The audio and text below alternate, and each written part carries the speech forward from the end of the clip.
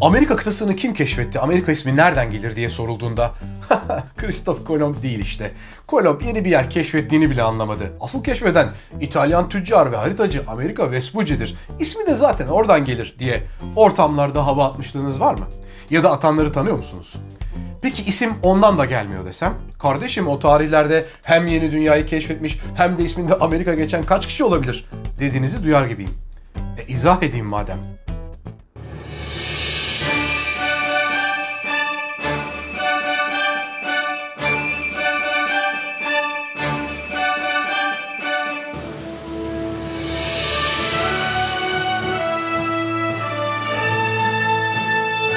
Vespucci, Kuzey Amerika'ya hiçbir zaman varamadı bile.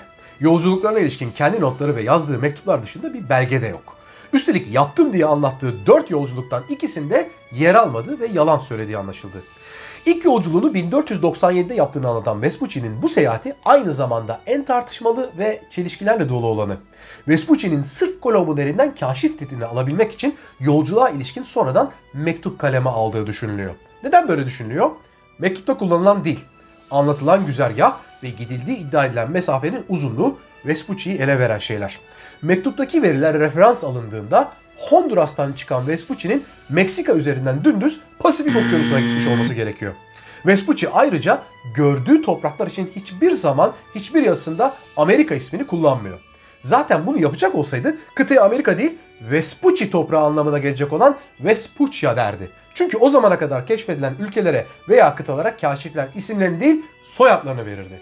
Kolombiya, Bermuda, Tazmanya'nın eski adı olan Van Diemen toprakları, Cook Adaları, Seyşel Adaları, Solomon Adaları, Marshall Adaları daima soyadlar kullanıldı. Bunun aksi hiç örnek yok. Vespucci'nin notlarına ve mektuplarına kendi ismiyle imza atması ve bu yazıların Avrupa'da onun imzasıyla dolaşması sonucu Amerika isminin kullanılmaya başlandığı anlatılır. İlk kullanan da Alman haritacı ve yazar Martin Waltze Müller'di.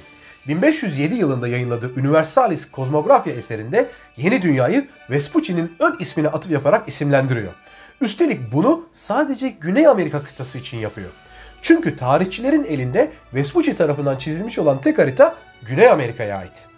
Ne var ki Waltze Müller'in eseri yeni dünya için Amerika ifadesinin kullanıldığı ne ilk belge ne de Amerika bir kaşifin ön ismi.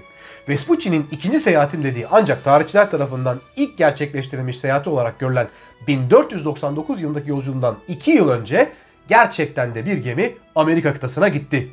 Ve yolculuğu finanse eden kişinin soyadı da gerçekten Amerika'ydı. Evet, Galli ve zengin bir Bristol tüccarı olan Richard Americ.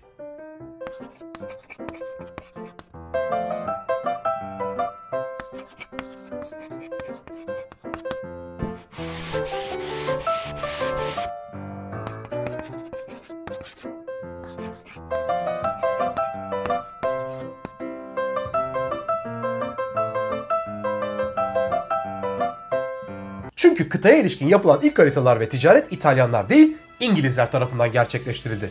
Ancak işin denizcilik kısmının kahramanı yine bir İtalyandı. Bunu anlatalım. Richard Americ, John Cabot adlı bir denizcinin transatlantik yolcularının baş sermayedarıydı. Cabot ismine aldanmayın çünkü o asıl adı Giovanni Caboto olan bir İtalyan. Ve adını muhtemelen hiç duymadığınız bu kişi Amerika topraklarına ayak basan ilk Avrupalı oldu. Kral 7. Henry'den batıdaki bilinmeyen toprakları araştırmak için ta 1484 yılında izin aldı Cabot. Küçük gemisi Matthew ile Mayıs 1497'de Labrador'a ulaştı ve Nova Scotia'dan Newfoundland'a kadar Kuzey Amerika kıyı şeridinin haritasını çıkardı. Richard Americ de yeni keşfedilen topraklara kendi soyadının verilmesini istedi. Aynı yıl Americ, Bristol yıldığına şu cümleleri yazmış. Vaftizci Yahya gününde Amerika toprağı Matthew adlı bir Bristol gemisiyle Bristol'ü tüccarlar tarafından bulundu. İşte bu anı defteri yeni kıtadan bahsedilirken Amerika tabirinin kullanıldığı tarihteki ilk belge. Konu üzerinde yaşanan tartışmalar Alman haritacı Waltze Müller'i de etkiledi ve 1513 yılında güncelleyerek yeniden yayınladığı haritada daha önce Amerika olarak isimlendirdiği yeri Terra Incognita yani bilinmeyen topraklar olarak değiştirdi. Benden şimdilik bu kadar. Bir sonraki videoda tekrar görüşelim. Ciao ciao.